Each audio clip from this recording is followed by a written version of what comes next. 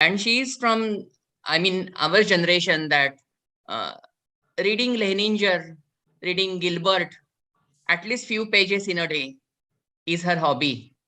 And you know, when we talk with each other in a very, I mean, very generous way, she tells that Leninger वापरून वापरून त्याच्या पत्रावळ्या झाल्या. In that way, I mean, she is concerned with all these books. She is very much, I mean, very popular teacher among the students of biotechnology. She has several years of experience in teaching biotechnology. Developmental biology, cell biology, and biochemistry is her areas of interest. And she has a very huge number of publications in high impact factor journals. She qualified NET in very first attempt. She is PhD in biotechnology. So today we are very much fortunate to have Dr. Varsha Vadegaonkar madam with us. And I'm sure that you all will enjoy madam's lecture. Madam, thank you so much for accepting our invitation. Thank you, sir. Thank you very much for the great introduction. I don't know really I am like that or not, but thanks a lot, Deshmukh sir. Thank you, ma'am. Gaikwad sir. Good afternoon, everybody. First of all, let me thank the organizers for giving me the chance of speaking here and interacting with you all.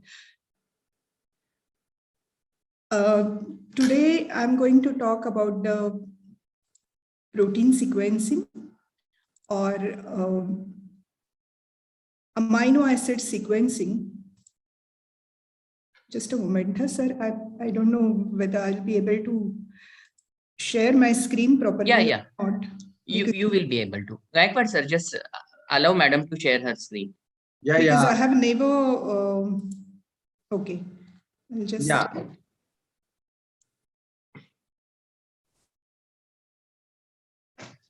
He is a co-host. PowerPoint presentation and then share the screen, right? Yeah.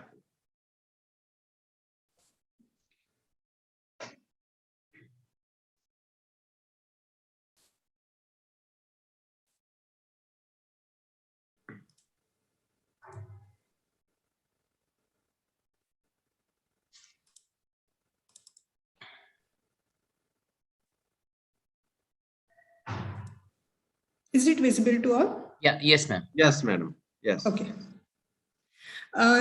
So the title is Determination of Amino Acid Sequence of a Protein. Instead of writing only protein sequencing, I have written Determination of Amino Acid Sequencing. Now I request all of the participants to be a little bit interactive. I don't know whether I'll be able to keep you awake or not, because it's afternoon. Everybody must have had nice food and feeling sleepy. And I know that this subject is a little bit tedious or a little bit boring in your language, but it's okay. Let us try to understand it, and I'll try to make it more interesting. So first of all, why this protein sequencing is required? Now, as all of us know, the proteins are the building blocks. We know them right from our beginning of our education as building blocks. And they are everywhere in our body and doing all sorts of functions like hormones. They are there in the membranes. They are there as the signal peptides. They're doing several works in our body. Many a times it happens that their structure is very much important for the study. There is function-structure relationship we all of us know. The enzymes are there, their structures, their functions, they are related to each other. If by chance the structure of the enzyme is not proper, it is not going to function properly. Many of the diseases are caused like this. In cancer, many a times, some mutations caused in the DNA cause some changes in the structure, and then the function of the protein is hampered. So there are different reasons why we have to know the protein sequence. Depending upon the proteins, nowadays a new branch has come up known as proteomics, and you people must be studying that. So rather than going into other directions, I'll just go into the subject of the protein sequencing. Now my today's talk is divided into two parts.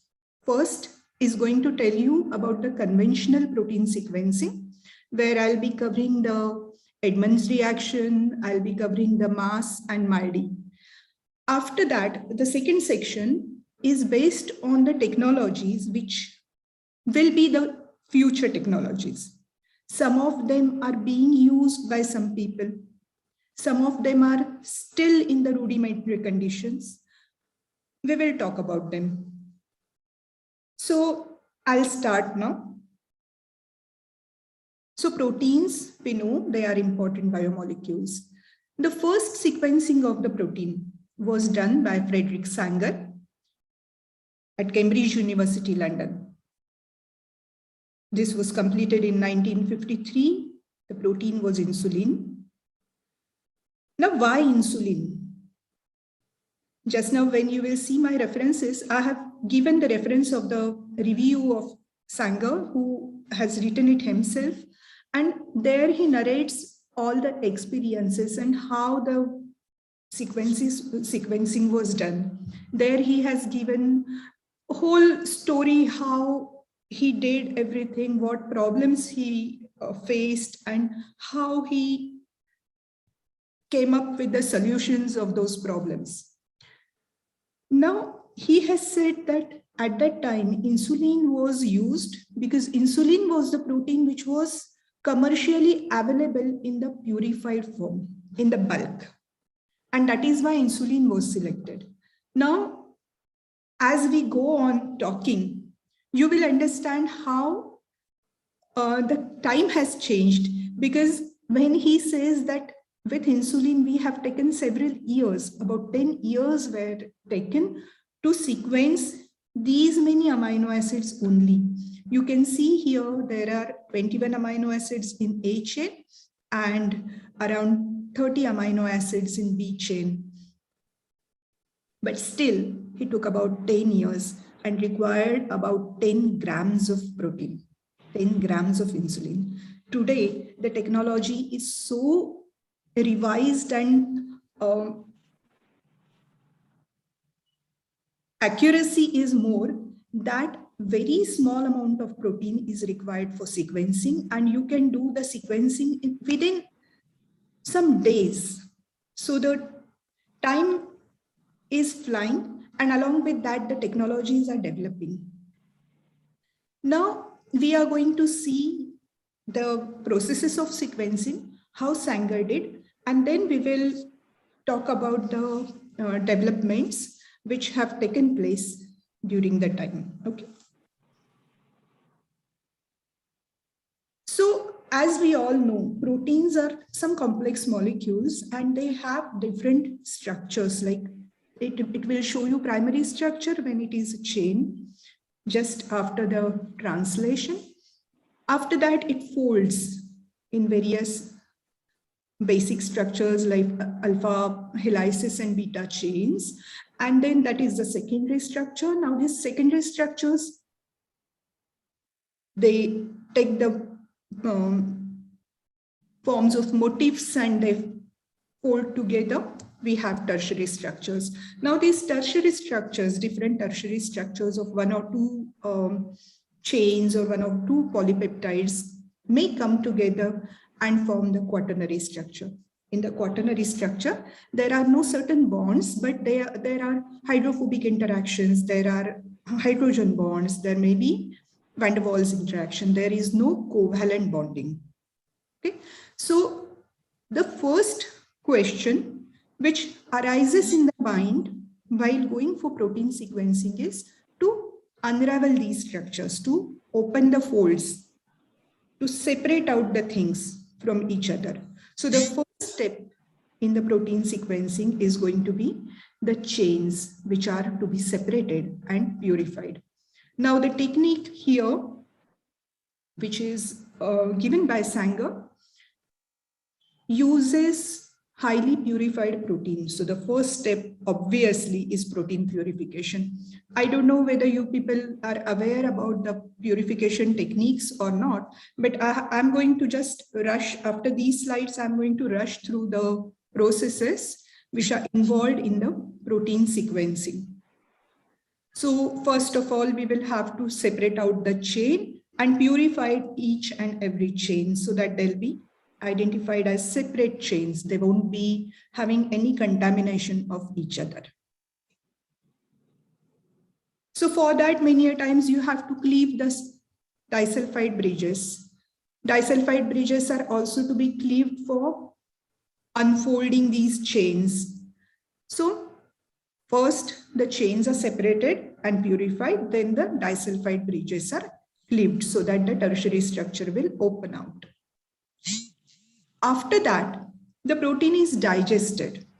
That polypeptide is digested and composition of each chain is determined. How many amino acids are there? How many lysines, how many cysteines, how many tyrosines, how many tryptophans?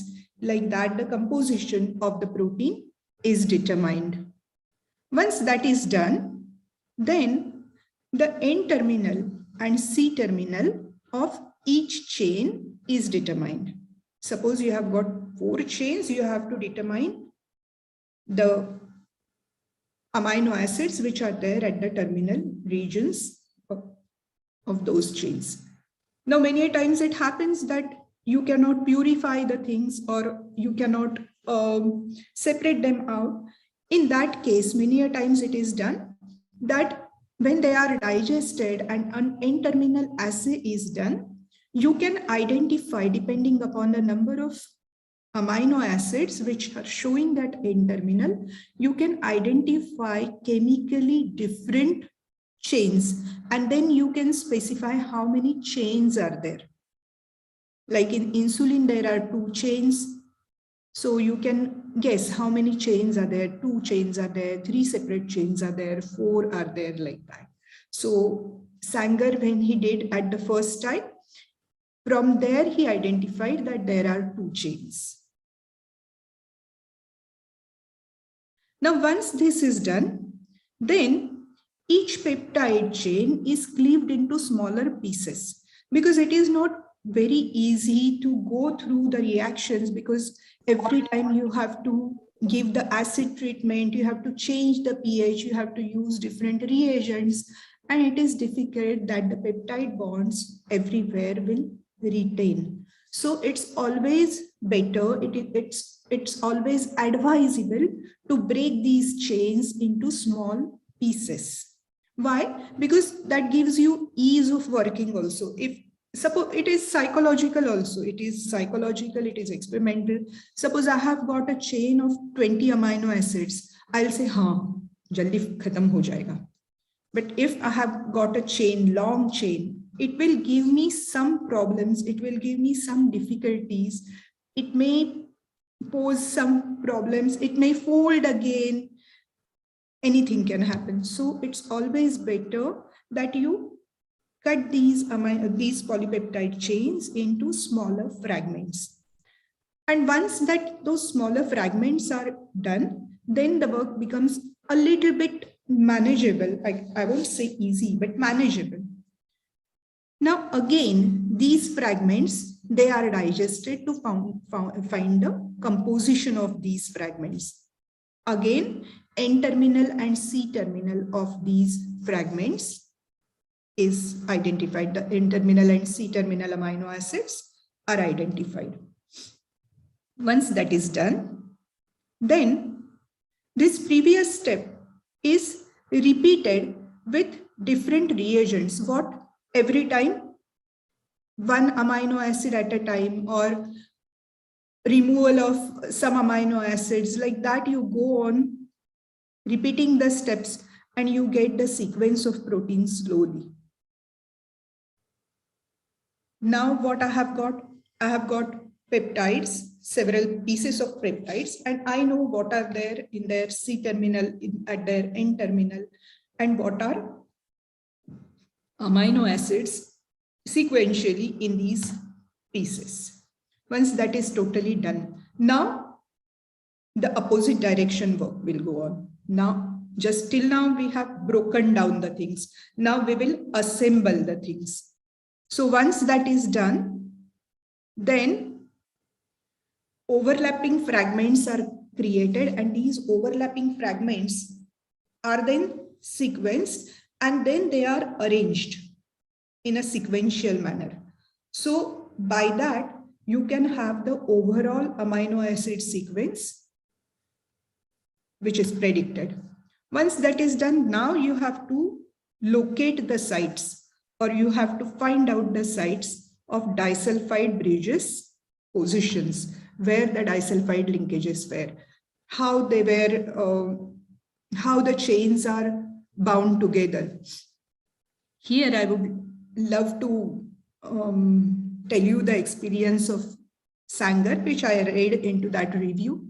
He has said that, just a moment, we will go back, okay?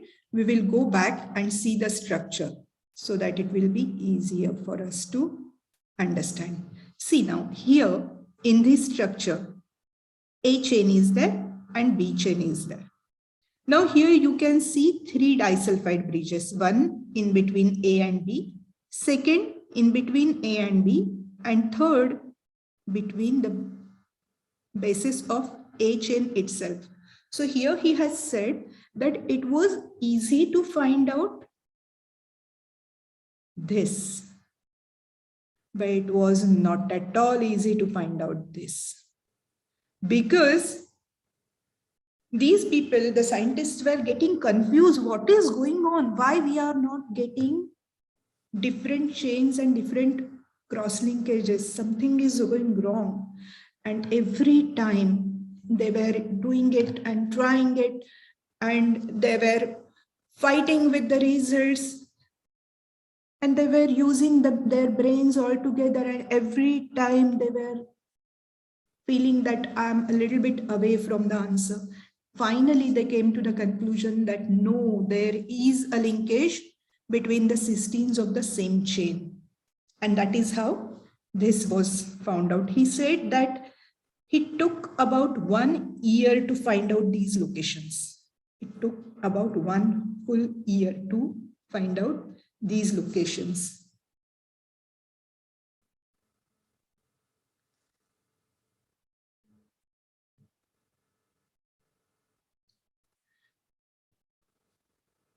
So that is how the whole sequence is now clear.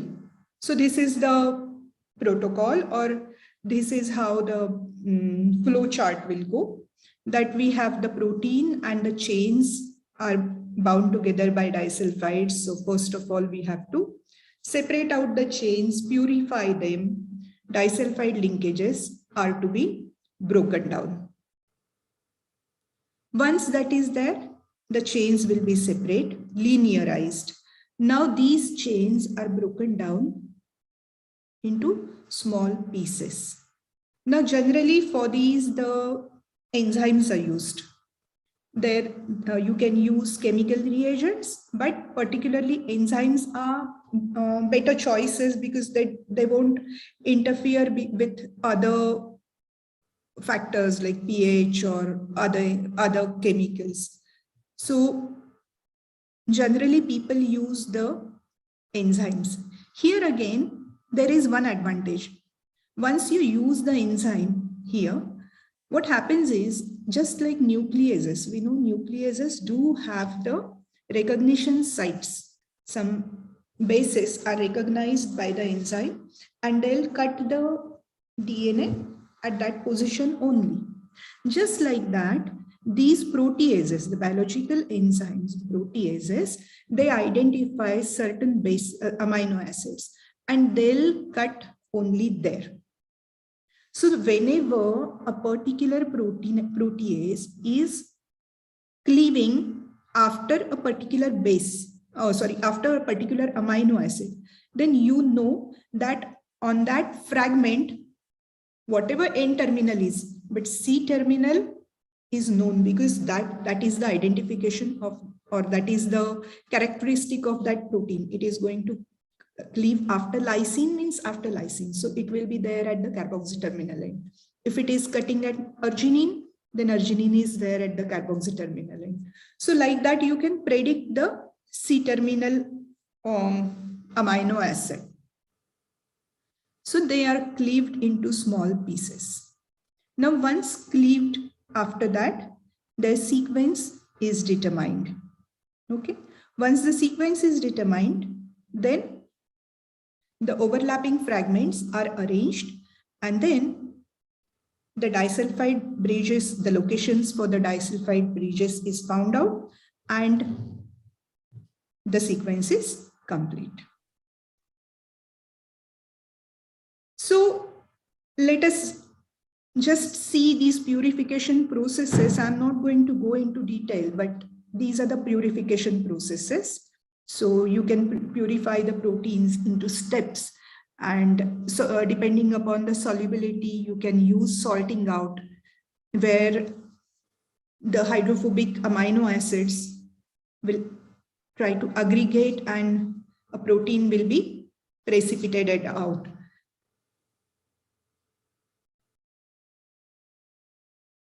Ammonium sulfate precipitation. So then is ionic charge. Ionic charge can be used into ion exchange chromatography as well as electrophoresis, isoelectric focusing. So these techniques also can be used to separate out the proteins from their natural mixture. Say some cell extract is there. From there you want to reduce down or go on purifying the proteins, so you can use certain techniques. Then depending upon their polarity, you can use the hydrophobic interaction chromatography. For size, you can use gel filtration chromatography as well as SDS page. Gel filtration chromatography can also be used for getting rid of or changing the buffer. Then depending upon their binding specificity, you can use affinity chromatography. So if you know that this protein is capable of binding to something, like if you know the antibody, if you have the antibody for that protein, just tag that antibody to the chromatography resins or the beads and just pass the protein solution, your antigen or that particular protein will be purified in a single step. So nowadays in industries, while purification of proteins, people are using this technique in a very efficient manner, and that is the technique of choice because it reduces the steps in the purification. So first step is the separation of chains. Now how it can be done? We know that the proteins may be multimeric. They may have different chains or multiple chains. So these proteins can be dissociated by each other, dissociated from each other by exposing them to pH extremes, by exposing them to 8 molar urea, 6 molar guanidinium hydrochloride, or even high salt concentration. So the protein chains get separated out. The next step is to break down the disulfide bridges. So there are two ways. You can do it by oxidation, you can do it by reduction. For oxidation, performic acid is used. Okay, so performic acid oxidizes near it breaks the disulfide bridges and oxidizes each and every cysteine. In case of reduction, mercaptoethanol or dithiothrietol can be used. But once you use that, the cysteines are reduced, then in that case, there are chances that the chains may rejoin again they'll again form disulfide linkages. So to prevent that, these chains or the cysteines are blocked or they are capped. And that reaction is done by iodoacetic acid or bromopropyl amine, so that the chances of getting dimerization of these cysteines again is prevented. So these are the reactions. These photographs are from Voigt. So in cysteine, you have got disulfide bridges. Once you give the treatment of mercaptoethanol, the chains get reduced and sulfidyl group is free here now, but it can react again. So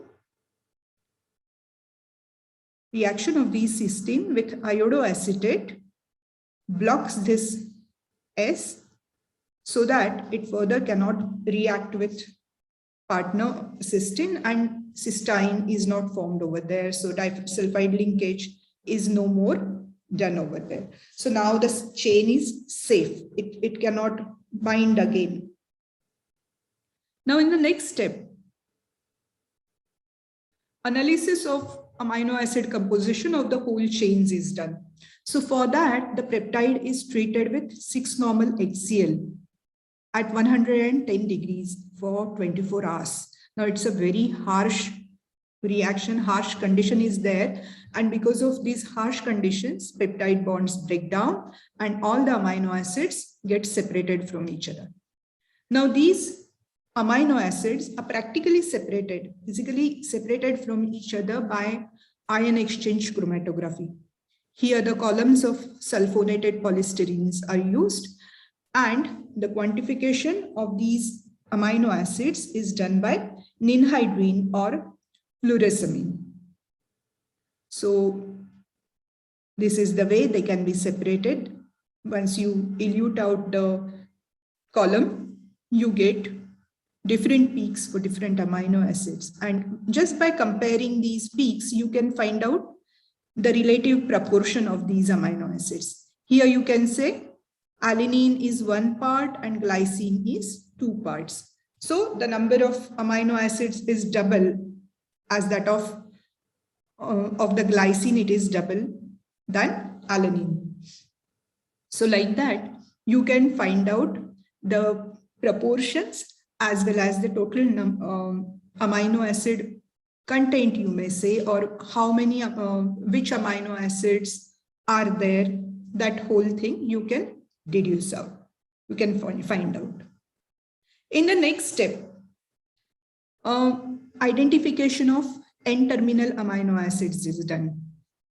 Now this can be done by labeling with a compound that forms a stable covalent bond with the N-terminal.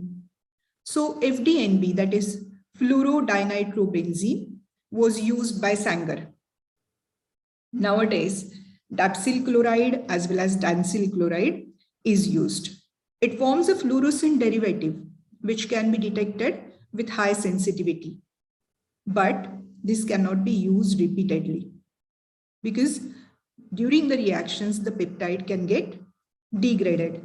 Now, FDNB, which was used by Sanger, he says that it can be detected out on chromatography, and that time he was doing paper chromatography. You can imagine, and on that he could press because of the color, this amino acid, N-terminal amino acid, was being identified, and that is how he came to know that there are 2 amino acids which are taking this color. And one is phenylalanine, second is glycine. And depending upon that, he came to know that, yes, there are 2 separate chains because there are 2 separate amino acids which are having free amino terminal. Now, how the reactions take place? This is how it is. Dapsyl chloride, it reacts with the N-terminal amino acid. Once this is done, the reaction is completed, then hydrolysis is done with 6-normal HCl. When it is done, then this first amino acid with this reaction, it gets separated out from the remaining chain. And this dapsyl derivative of amino acid as well as dansyl derivative of amino acid, they are fluorescent. And because of that, they can be quantitated as well as identified. Now they can be identified on the chromatography. They can be identified by HPLC also. Nowadays, people are using HPLC. So this is the reaction by dansyl chloride. And this was the reaction which was done by Sanger. So dinitrophenyl derivative of polypeptide is formed, and then it is cleaved, the peptide bond is cleaved by HCl, and you have got 2,4-dinitrophenyl derivative, which is fluorescent or which is colored, so that you can identify that. But because these chemical reactions were not keeping the peptide chains intact, it had become very difficult that time to do the further processes, because every time you had to do each and every step again and again and again, and purifications, those were not easy things. They were tedious jobs. Later on, Edmund, he found out one more reaction, or he used another reagent known as phenyl isothiocyanate, or it is called as PITC. The short name is PITC. Now, when this PITC reacts with the N-terminal amino acid, it gives a PTC adduct. Now, it is further reacted with the acid, and you have a compound separated from the previous chain. Now, this derivative is a bit unstable, so it is again reacted with organic acid, and then it becomes stable. Its short form is PTC. Now, so the phenyl isothiocyanate, PITC, it reacts with the first amino acid of the peptide chain, and you have got the PTC polypeptide. Then it is treated with anhydrous acid, and thiazolinone derivative is separated. Now, this thiazolinone derivative is again exposed to the organic acid to prepare a stable compound. Now, this stable compound is again a fluorescent dye, and it can be monitored on chromatography as well as liquid chromatography.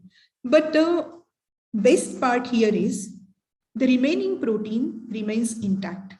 Polypeptide remains intact. It is not destroyed. So people took advantage of this, and this chemical is now used routinely, which is called as Edmund's reagent. And what people do is, once this is done, then remove this derivative. Again, treat this polypeptide with PITC. Again, the first of this will be reacted, identified. Then third reacts, identified. Fourth reacts, identified. So this reaction goes into the cyclic manner, and that is called as Edmund's reaction, or Edmund's process of protein sequencing.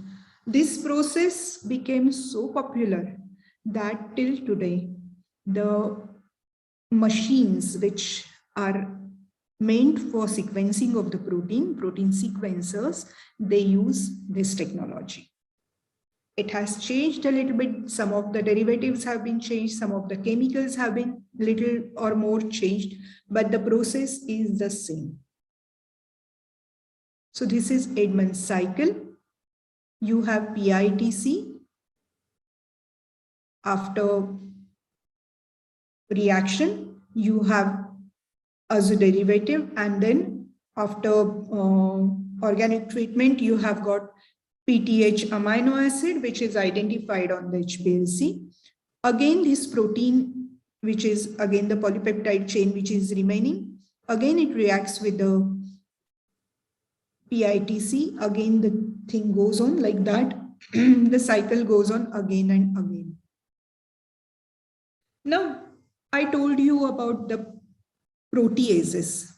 This was there for identification of N-terminal amino acids. So for identification of N-terminal amino acid, there are several reagents. For C-terminal amino acids, the reagents are not that much popular because the reactions do not give that much solid results. So that is why it is not given specifically in many reviews. But because of that, what people do is they use the specific enzymes or the reagents to cleave these polypeptide chains. So here you can see cyanogen bromide.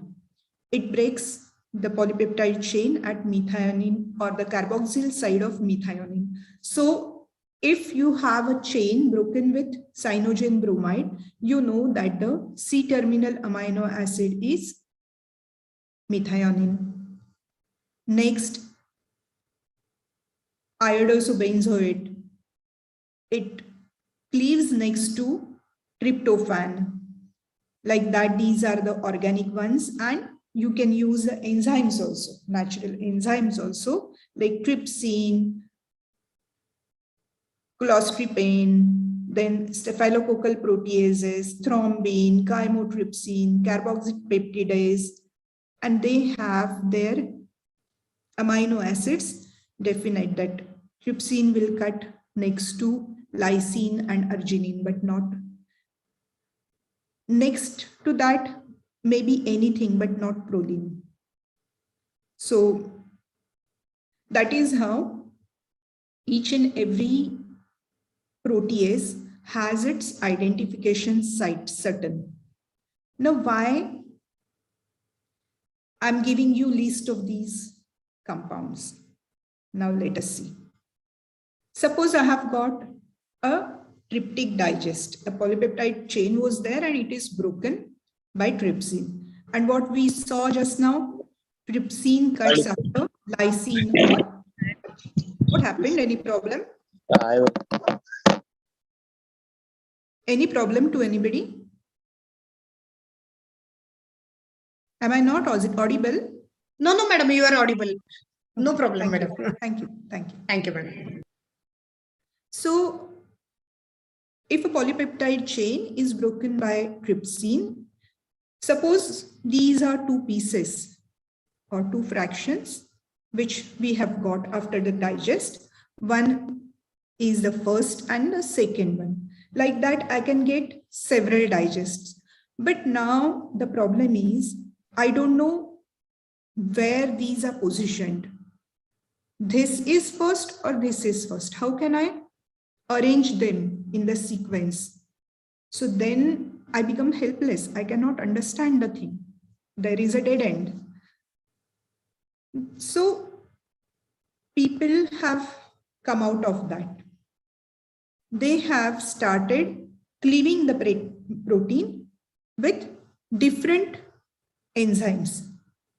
So what will happen, because they're identifying their characteristic amino acids are different, they are going to prepare different pieces. Suppose cryptic digest is there, which is ending with lysine, whereas cryptic digest is going to end with tryptophan.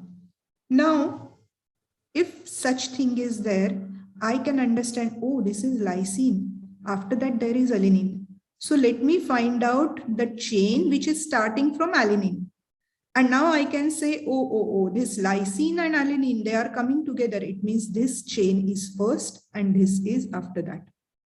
So then I can just get the sequence: threonine, phenylalanine, valine, lysine, alanine, alanine, tryptophan, glycine, and lysine. Like that, I can go on predicting the sequence, because till Edmund reaction, we have seen that, okay, fine, I have got small pieces and they have totally degraded and sequenced. I have understood which amino acid was first, which was second, which was third. So like that, all the digests or all the pieces of the peptide, which can be done with different proteases, can be sequenced using the Edmund Cycle. Once that is done, see, here it is arranged and the enzymes used, one is cut with trypsin as well as cyanogen bromide, and you can arrange them into proper manner. So once the arrangement is done, then the question is to find out disulfide bridges, the positions of disulfide bridges, where they are. So what is done? The protein is taken, the polypeptide is taken and just digested with the enzymes or the chemical reagents which are going to break it. Before giving treatment, the disulfide linkages are not broken down here. This is altogether new step. The disulfide bridges are not broken down. Before breaking down the bridges, the peptide is digested with chemical reagent or with protease. Now, what this does is, by this means, I have the disulfide linked amino acid pieces, the pieces of peptides which are having the disulfide bridges into these. And then these disulfide bridges are reduced and blocked with iodoacetate. Once that is done, these purified fragments are separated and sequenced. So now I know that, oh, these were the fragments and there is cysteine in between. So these cysteine have joined together. So I can locate the disulfide bridge where it is. So that is how the disulfide linkage is located. So with this, the protein sequence by chemical method is completed. So again, these processes are checked for whether there is any ambiguity, whether there is any mistake, and the sequence, when it is complete, then it is given to the repository. Now, this is a little bit tedious process. Nowadays, people are doing this with another technique, which is this. So till around 1985,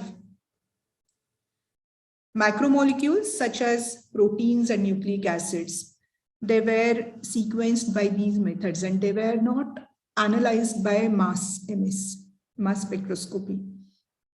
This was because the method at that time, which with the mass spectrometer, they produced gas phase ions and that destroyed the macromolecules. Why? Because the vaporization of the macromolecules was done by heating. It was followed by ionization via bombardment of electrons. And because of that, the larger macromolecules were getting destroyed. They were, the intact structure wouldn't be guessed, or, I mean, they were broken somewhere else, and it was a difficult thing to identify the proteins or identify the amino acids in that manner. So till that time, this was not a technique of choice. But later on, the discoveries were such that it has become a technique of choice. And the credit goes to these two technologies. One is electrospray ionization, and second is matrix-assisted laser desorption ionization, which is commonly called as MALDI. And now there is another version of it, MALDI TOF, that is time of flight. Now there is time of flight means TOF is there. The credit goes to the scientist John Fenn, who got Nobel Prize in 2002. And he has given the technology that is electrospray ionization. It's interesting to read the title of his Nobel talk, Electrospray Wings for Molecular Elephants. It's so interesting that molecules are just like elephants. They are big molecules, but they are having the wings and they are flying. Just imagine how they can be. And this imagination can give us the answers. Yes, it can. Later on, when we see the mighty of, when we talk about time of flight, yes, the molecules are flying. So they have got the wings. Wings of what? Electrospray. So John Fenn, who got Nobel in chemistry in 2002, he gave this technique for first time.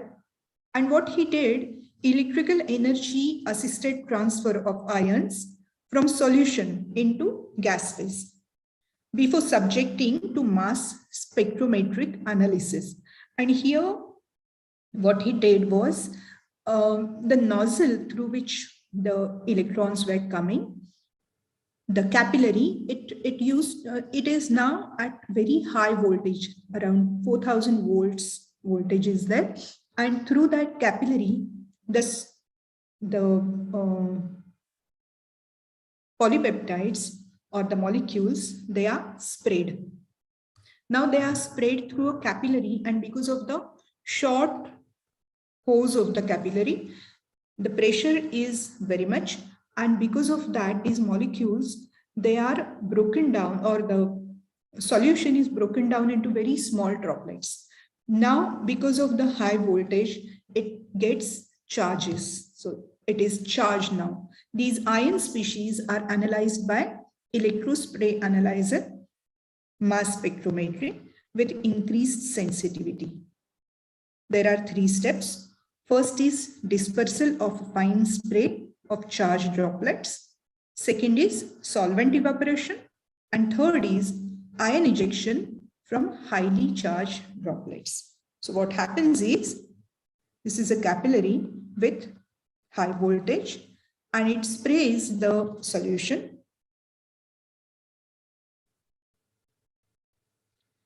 So, excuse me, am I audible? Yes, madam. Yeah, you Yes, can madam. actually. Yes, madam. Because I'm getting the message that the sound quality is low. No, no, no, No, no. no, it's good. Okay, It's okay. small droplets are sprayed, and now because of the small size of these droplets, the area, surface area increases a lot, and because of that, the evaporation is very fast.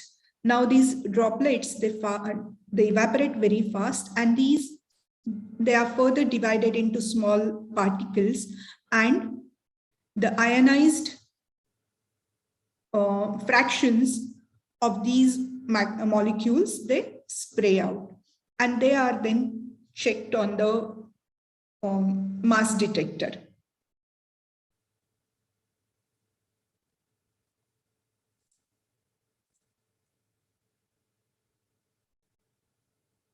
Sorry. So the sample solution is fed to the unit, and it flows through the capillary with very high voltage, and it is sprayed. Then it enters the low vacuum area where nitrogen is there, and it gets charged, and these charged particles then are fed to the mass analyzer, and they are detected there depending upon their mass. Nowadays, okay, and I don't have that figure over here. Fine. Depending upon the mass of the amino acids can be sequenced in the, or you can find out the sequence of amino acids as per the broken pieces of them. Nowadays, there is one more addition to this called as tandem mass spectrometer. Now, this tandem mass spectrometer has 2 mass units, one after another. So mass, it is MS.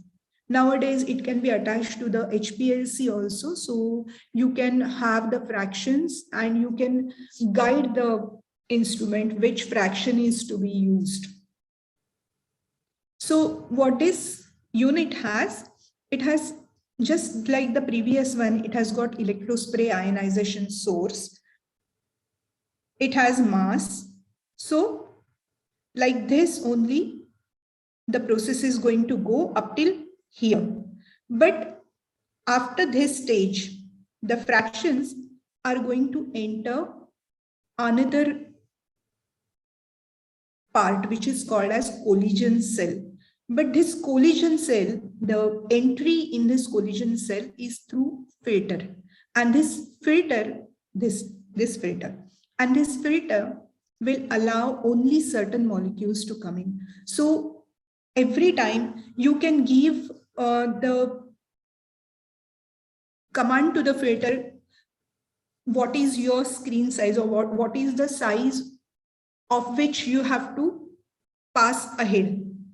You know, you can dictate that these are so many fractions and I want fractions of particular MZ to go ahead.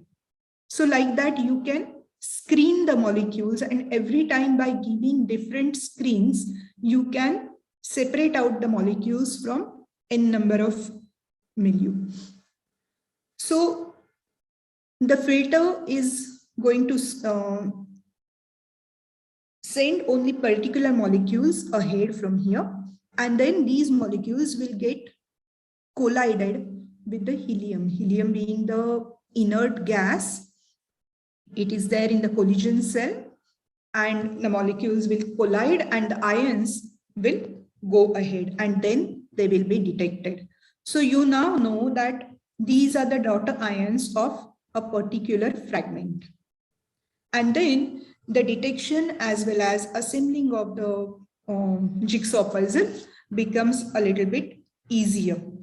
Now, this unit is very important because it can detect or it can sequence the amino acid sequences of the small peptides as small as less than 25 amino acids. Even that small peptide can be identified or can be sequenced with this unit.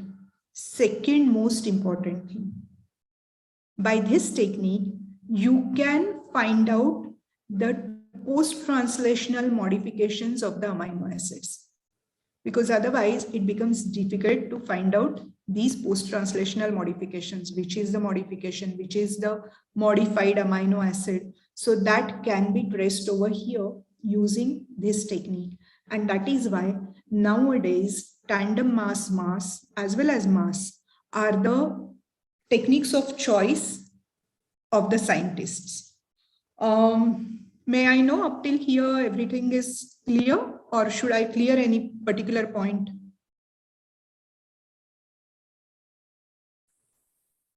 No, it is clear, ma'am.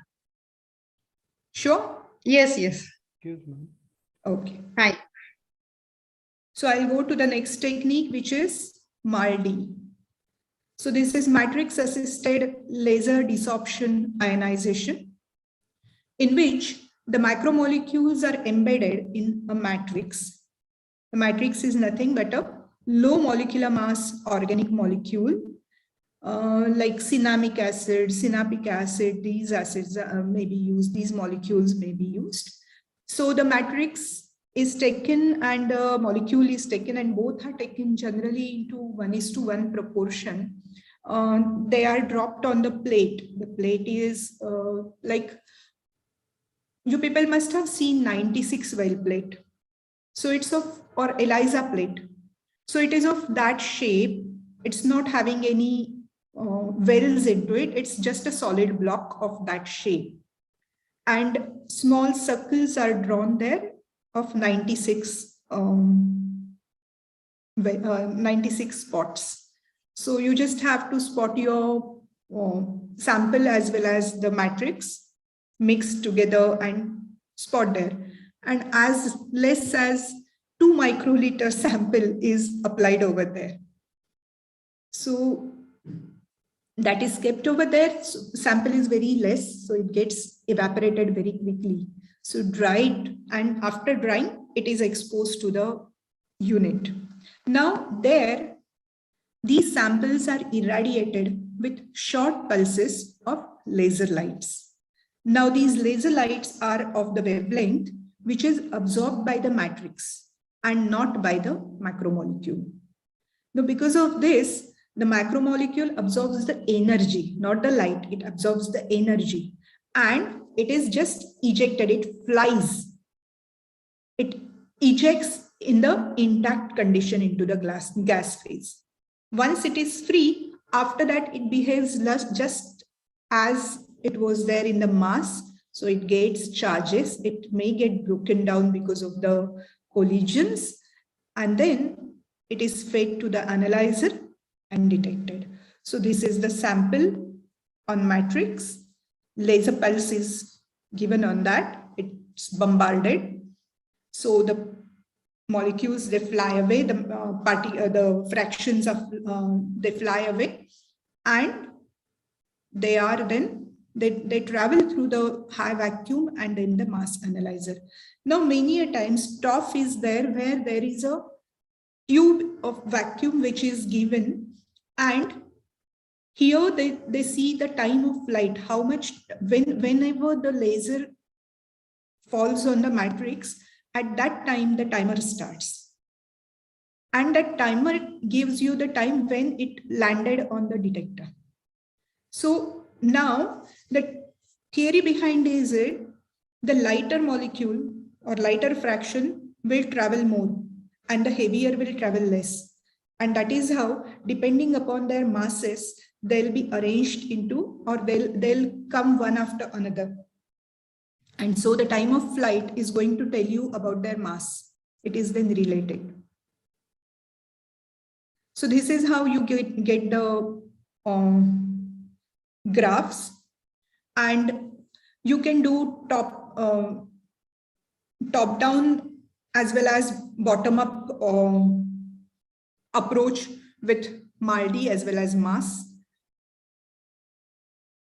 So in case of mass as well as MALDI, one thing happens over there. Suppose this is a peptide chain. This figure is from Leninger. This peptide chain is there. When the molecule passes, it may get broken because of the collisions. It may get broken, but the charge, because of breaking of this bond, can go on either side. If it goes on carboxylic terminal, then this fraction is called as the B fraction. If it goes with N terminal, then it is called as Y fraction. So we may have B fraction and a Y fraction. So here you can see there are certain Y fractions, certain B fractions or C fractions.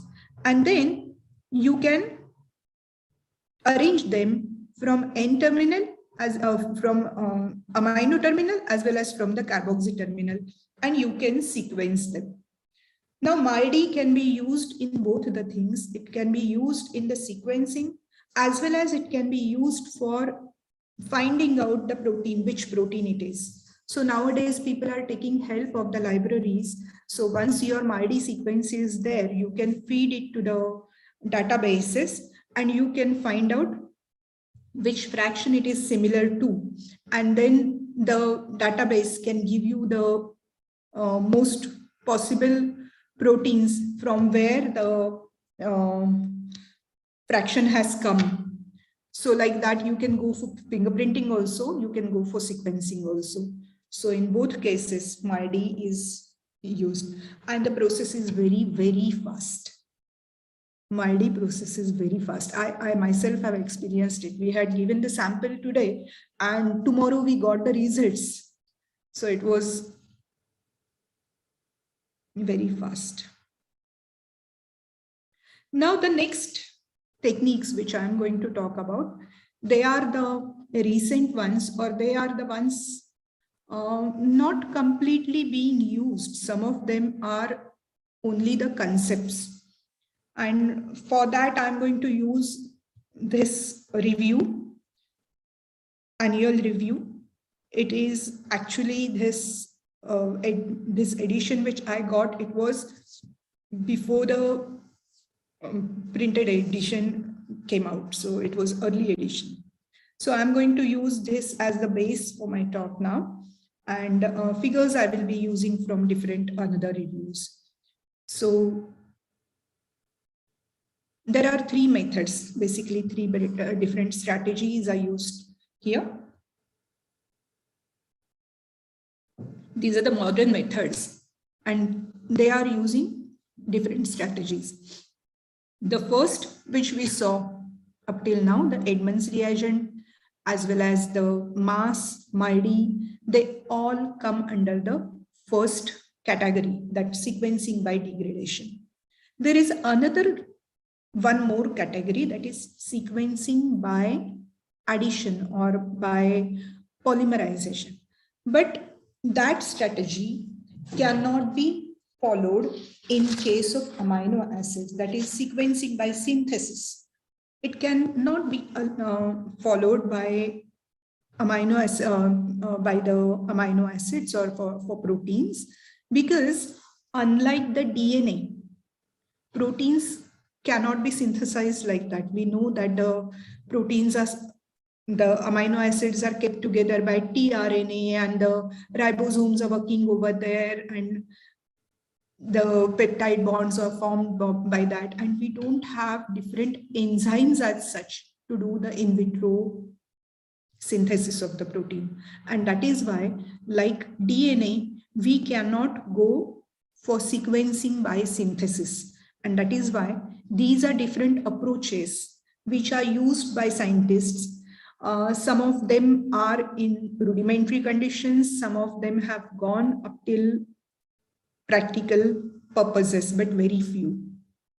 So I'm not going to talk more about it. I'm not going to go into details. I'll just introduce them and we will finish. So first is sequencing by degradation. Second is sequencing by transit. And third is sequencing by affinity. Many of these are not used for complete sequencing. They are used for identification of the proteins, or we can say fingerprinting of the protein, or you can guess, oh, this must be this protein, or this must be from this family of the protein. So that is what, up till there, the techniques are there till now. So let us start with first, that is sequencing by degradation. There are three: fluorosequencing, NAB sequence binding, nanopore mass spectroscopy. We will go one by one. So first is fluorosequencing. In this, proteolytic digestion of proteins into peptides is done, just like Edmund, followed by chemically labeling of select amino acid types on the peptides with amino acid specific fluorophores. In Edmund, each and every amino acid was reacted upon by a same chemical. Here, they are tagging specific amino acids by specific fluorophores. Now subjecting the label peptides to successive rounds of Edmund degradation is done. Just like Edmund, successive rounds are done. There they are using the same reagents of Edmund. And then analysis is not done by the protein which is separated out, with the amino acid which is separated out, but they are analyzing the retained parent peptide. They are analyzing the retained parent peptide. This can be done with microscopy also. And the beauty of this technique is that it can analyze protein mixtures also, because the database or the data is going to store into the computerized manner, which will tell you what was there before and now what is remaining. So every time what is gone will be given up.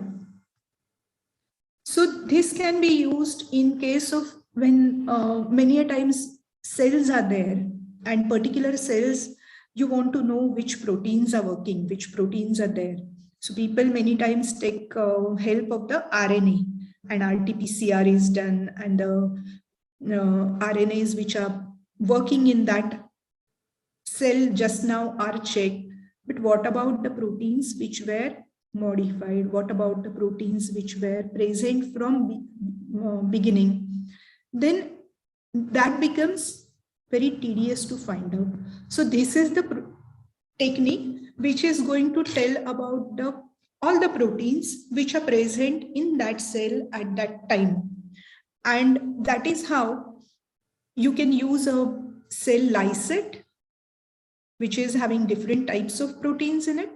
You can take the mixture, you can place them on the slides like microarray, and there you can go on the on finding out by the by using fluorophores. Now this method is also not very successful because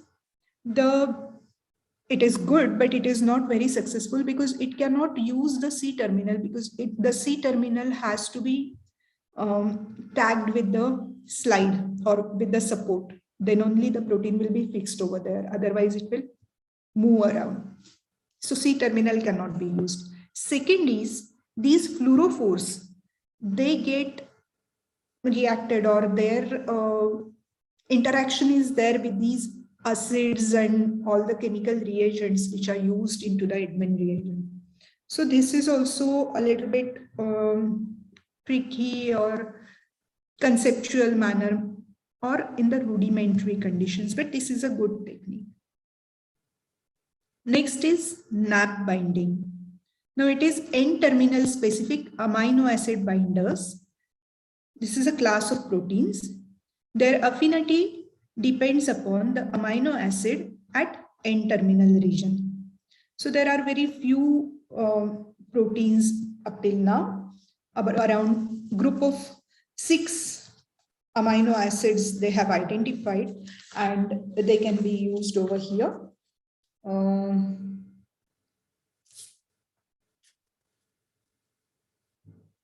So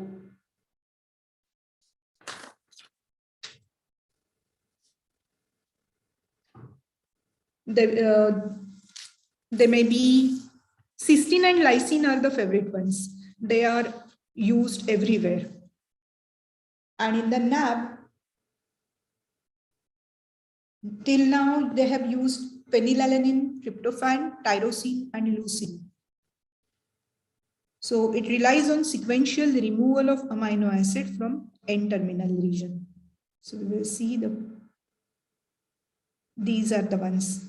Like that, there will be one and one more will go. This is also in the conceptual stage, but because they have not got for all the amino acids, it is still in the rudimentary condition. Then is single molecule mass spectroscopy. Now, mass spectroscopy is a technique of choice, and the improved instrumentation and the sampling that has increased the sensitivity. Now, what they have done in this technique, that instead of keeping a capillary with very high voltage, they have kept a nanopore there. Now, this nanopore, it is a concept that this nanopore is going to allow only one amino acid at a time through the nanopore. Okay, so the placement of nanopore as the ion source, it will allow for the sequencing of single proteins using mass spectroscopy. This approach would rely on the threading of proteins through the pore and subsequent dissociation of individual amino acids at the exit of the pore, which would release an amino acid for detection. So every time the amino acid will pass through the nanopore, it will be dissociated by UV lights. So it is photo dissociation, and this amino acid will then present itself for the identification. It will be identified.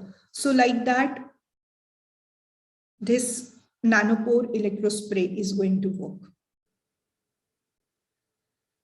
Second strategy which is used is sequencing by transit, how it is entering. Now this is having the basis of the technology used for DNA sequencing, that is the Oxford technology. Oxford University has, there is a person who has, that sequencer is very small, this size. It can be held in the hand. It's a very small size sequencer, nanopore sequencer of DNA. But for proteins, it's not like that. So in nanopore sequencing, it works by separating two compartments containing an ionic buffer with an organic, inorganic, or hybrid pore. So there is a small pore, nanopore. It is separated by, it is separating two compartments, and these compartments have got the charges. A current is established across the cell containing the separated compartments and pore, and the current can pass through the pore itself only. Now, the passage of a molecule through the pore from the cis to trans compartment results in a blockade current that corresponds to the volume of the transiting molecule. So if the volume of the molecule is higher, the breakage is for a larger extent. So like that, it can be done. But again, there is a problem. We will talk.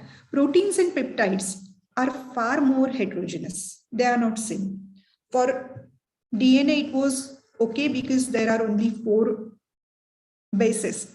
And again, they have got charges. But in proteins and peptides, they are far more heterogeneous.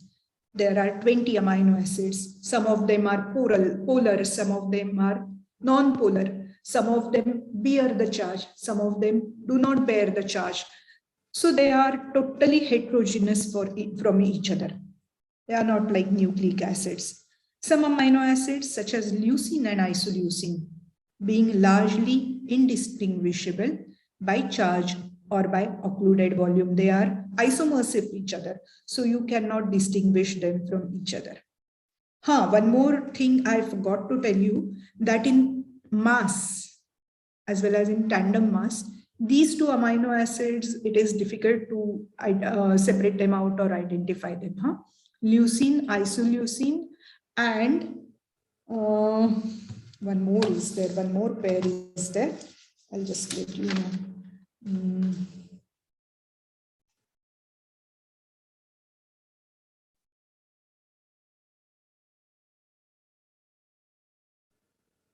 Lysine and one more pair. So these 2 cannot be separated out, or they cannot be identified differently from each other because they have got similar structures or similar charges. So the isoleucine and leucine, they have got similar structures, so they cannot be identified clearly. And one more pair of amino acids, which is having similar charges, and that is also not identified easily. Okay, so here in this technique, amino acids like leucine, isoleucine, they cannot be largely distinguished by charge or by occluded volume. Proteins do not have a homogeneous charge, which complicates the capture of proteins and their translocation across the pore. So this is also one conceptual technique. Whereas nanopore-based sequencing relies on the electrical properties of biomolecules in the longitudinal direction, that is down the strand of the polymer, electron or quantum tunneling surveys the electrical properties in the transverse direction, that is the charges on the side chains. This would mean probing amino acid side chains perpendicular to the peptide bond. Perpendicular to the peptide bond, that is the side chains. Now, measurements for electron tunneling, they involve measuring the electron tunneling current of a subunit. Okay, this is another technique where electron tunneling is used. Now, what is this electron tunneling? Now, in the tunneling, this is a technique using microscopy. So you have got 2 electrodes by separated by fine gap, and Through that, when a molecule passes, then the tunneling current is sensed. So measurement of electron tunneling, it involves measuring the electron tunneling current of a subunit sandwiched between two electrodes. Now these electrodes are typically gold electrodes and with a setup gap distance. So the gap is set up, and through that, when the molecule passes, the current is measured, and that is how it can be sensed which amino acid is there.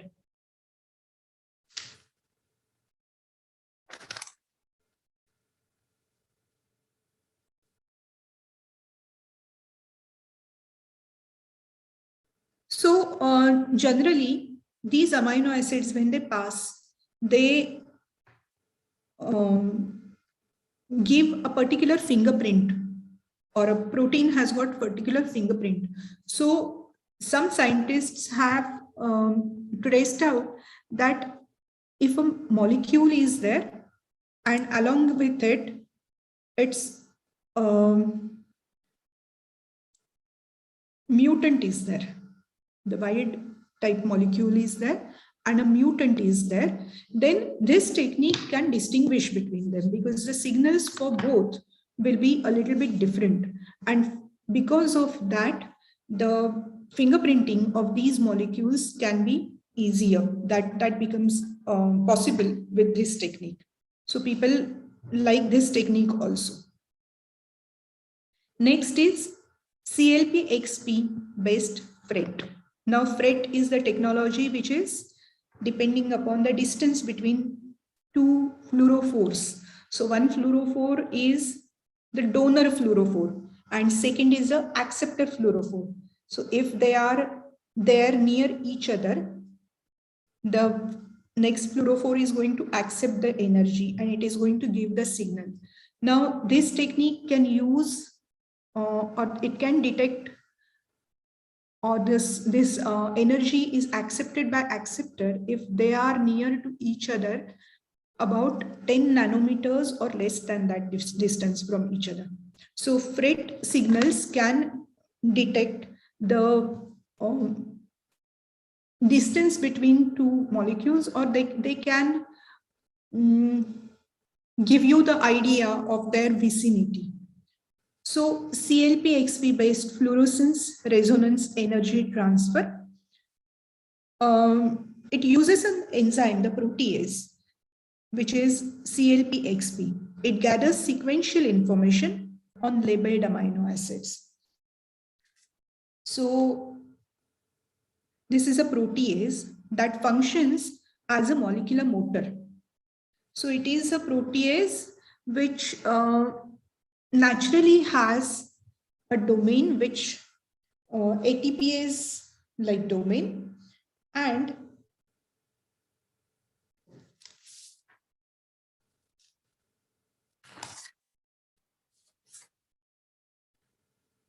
this domain holds the protein of interest. Okay, this anchors it, and then by the movement, just like we see the ATP rotor, just like that, there is the pushing force by which the protein of interest is pulled. It is unfolded, and when it is pulled, it takes to the compartment for breaking down, but it is pulled. So this kind of protein is used by the scientist in the nanopore. Okay. So like that it is used. It is the protein CLP-XP, it is having the dye on it. So it is a donor dye, and a protein is translocated, or the amino acid sequence is translocated here, and it has got acceptor dye on certain place. So whenever this is passing through there, when it comes in the vicinity, it is going to give the FRET signal. So depending upon the vicinity of that amino acid to the dye or to the molecule, to the donor molecule, you can get the fingerprints. So this is again a technique which is going to give you fingerprint, because every time it is not possible to tag each and every amino acid. So that is also having a limitation to it. Now there is third and final strategy, which is sequencing by affinity. Now we have seen that for DNA, many things are being used in the sequencing, in the various techniques we use affinity. Now, in case of proteins, affinity is not new. Antibodies can be used to identify the proteins. So the main technology is DNA nanotechnology, but the sub headings or sub techniques are DNA paint, FRET-X, DNA nanoscope. These are various techniques using similar technology or similar idea. So for proteins, affinity-based identification is extremely common due to the widespread use of antibodies as a tool for protein assays and imaging. So ELISA and everywhere we are using the antibodies. Then we are using the antibodies for affinity. We are using the antibodies for separations of proteins using magnetic beads and all these. DNA paint, it relies on a programmable nature of DNA strand hybridization between docking and imaging strands to gain fine spatial resolution, compositional information about a molecule of interest. So what is done is, it is proposed that if individual protein chains could be linearized, then the labeling of lysines or cysteines or both with docking strands and imaging with imager strands could be used to obtain a protein fingerprint. So we will see this first figure, it shows this. So there is a chain of polypeptide, cysteine has been tagged with a docking strand. And then the imaging strand will go and bind to the cysteine. Now this is a DNA strand. It will go and block, or it will go and dimerize on this one which is with the cysteine, and then it will give a signal. So by using these signals, you can monitor where it is. Then this also can be placed on the glass slides and you can monitor them. You can sense the signals. Another strategy that uses DNA probes to measure amino acid composition and spatial organization is termed as FRET-X. In FRET-X, a single reference DNA strand is attached to either the C-terminal or N-terminal of the protein. So you can tag it anywhere. Multiple docking strands are conjugated onto accessible reactive amino acids such as lysine and cysteines. Now one imaging strand containing an acceptor fluorophore is hybridized to the reference point DNA, and by checking the acceptor and donor dye by FRET imaging, you can find out the vicinity. An imaging strand containing the donor fluorophore can then be hybridized to one of the amino acid conjugated DNA strands, and the distance between the reference point, that is C or N terminal, and the labeled amino acid position can be measured based on the acceptor donor fluorophore FRET efficiency. Now again, this distance is going to be typical for typical amino acid, and by this you can do the fingerprinting. For sequencing it is not possible, but you can, using these 2-3 amino acids, you can, and the signals, you can find out which protein it might be or which family it might be. So it will be easier for the identification or for the fingerprinting of the proteins. Now this is how it is. You have got polypeptide chain and you have got a reference point where the sequence is tagged. Then you have got lysine, which is having a tag over there. So this is the complementary molecule, which will go and bind to this strand.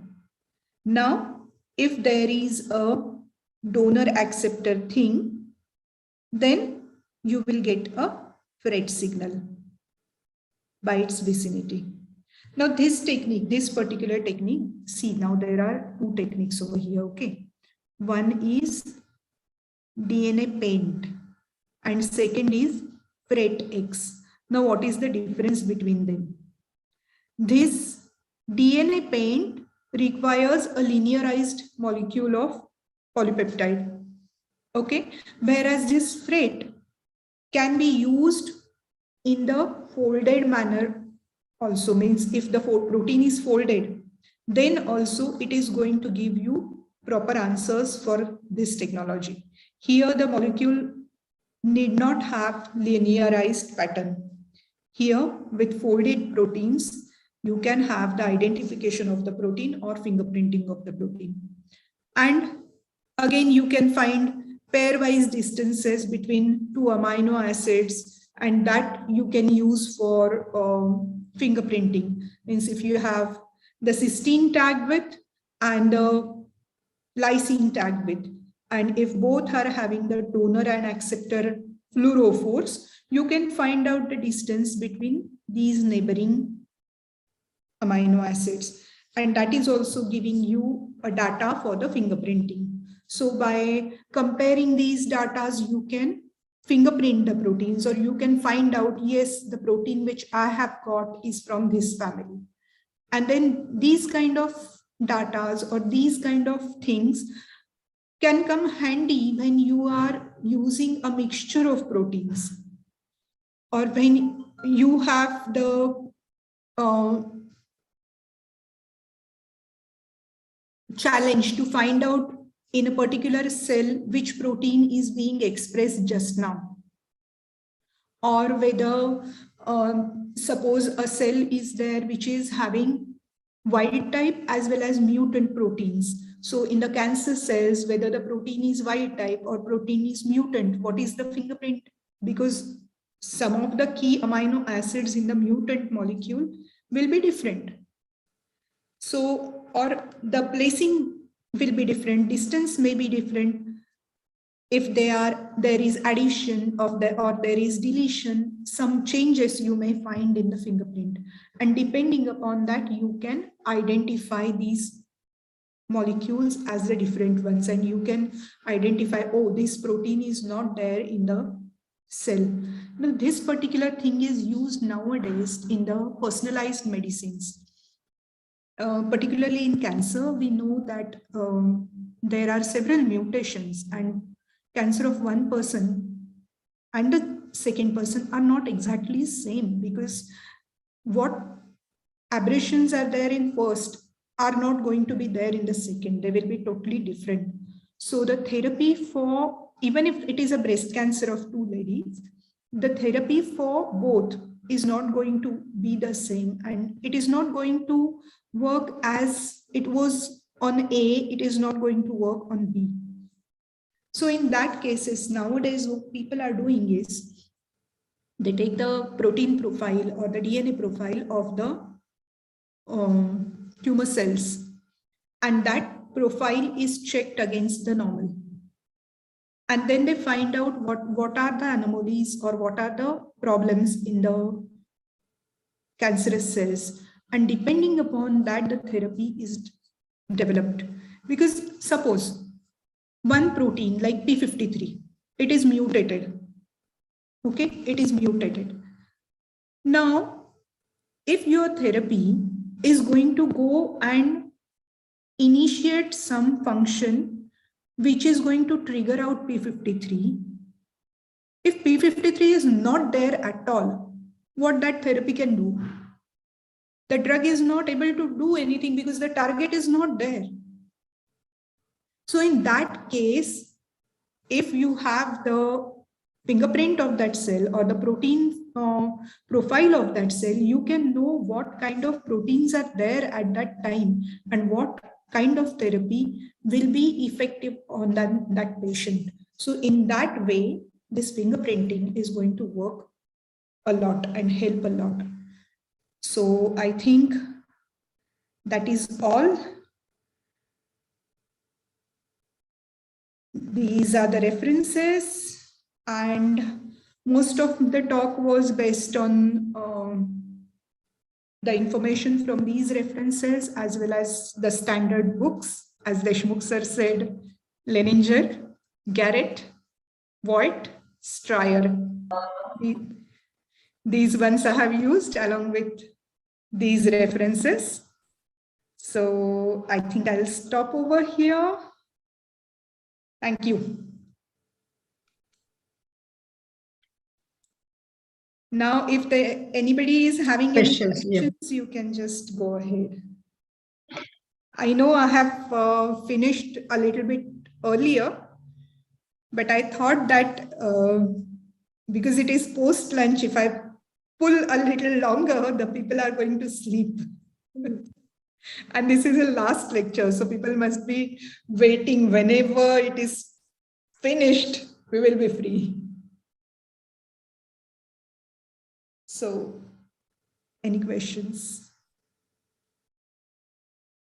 Gaikwad sir, questions from audience? Yeah.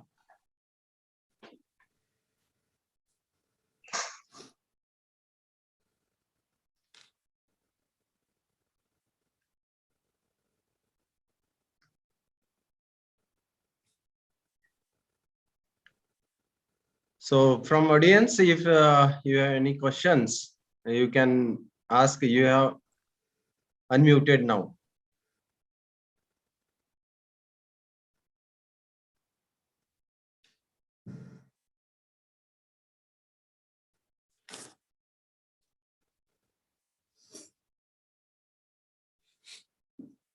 Everyone is sleeping, I think.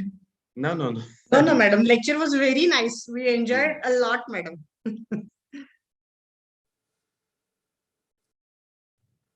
Yeah, I think in chat box.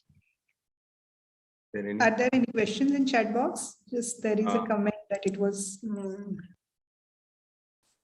comment. No.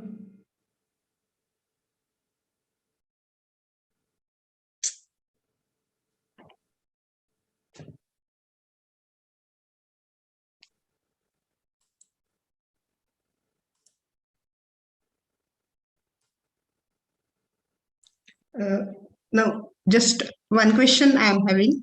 That Yes, for protein sequencing, which is now the most useful, or the scientists they are using, maybe financial way or in all the way, which may be the useful Malditov, MSMS, which one? Mass. Mass. Yes, means scientists we can go for the mass. Yes, mass. Okay. People are using MALDI also, Okay. but mass is yet preferred. Preferred. Yeah. And protein sequencing is much tougher than DNA sequencing. Yes. DNA There are sequencing 20 can be amino done. acids. Yeah. A bit complicated, and then the post-translational modifications make it. Yes. Yeah. Yes. Then in eukaryotes, many a times N-terminal amino acid is also blocked. Yes. So it is modified. So in Edmund, it cannot be done in Edmund, but it can be identified in mass.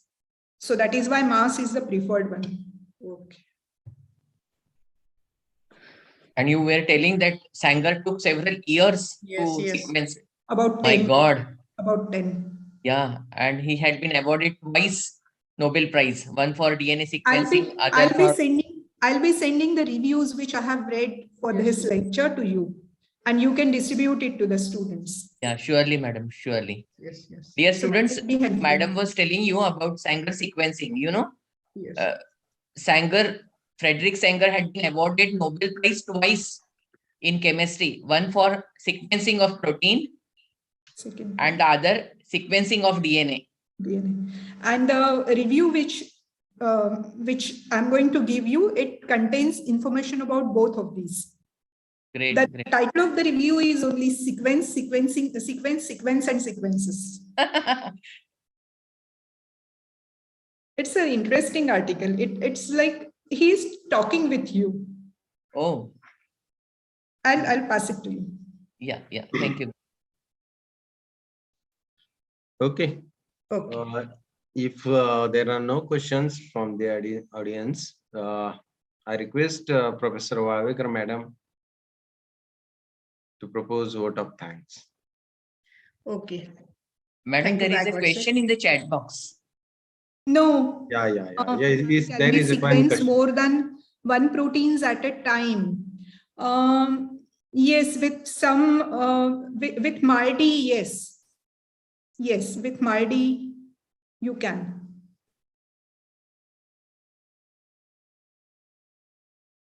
Okay. So on behalf of Department of Zoology, Shivaji University, Kolhapur, I'm very much thankful, Dr. Varsha Vadigaonkar Madam, for a very beautiful lecture on a protein sequencing. Thank you. Madam, you have explained protein sequencing, how the Sanger was done in 1953. That is N-terminal amino acid, C-terminal amino acid, sequential degradation, etc. And how now we are doing the protein sequencing by using MALDI-TOF, MSMS. And that path and the journey you have explained very nicely, very beautifully, madam. And the beauty of this lecture, I like the most interesting thing is that instead of explaining what is present in the books, you have explained, shared the experience of scientists, that is how the Sanger and how the Edmund, they have faced difficulties at that time, and how the experiment they have done. That was the very nice experience, madam. And thank you once again. You have explained very difficult concept in a very simple manner. So thank you once again, ma'am. Thank you from the Department of Zoology, Shivaji University, madam. Thank you. It was my pleasure. Thanks a lot. Yeah. Thank you. Thank you, ma'am. Thank you, madam. Thank you. Thank you. Thank you.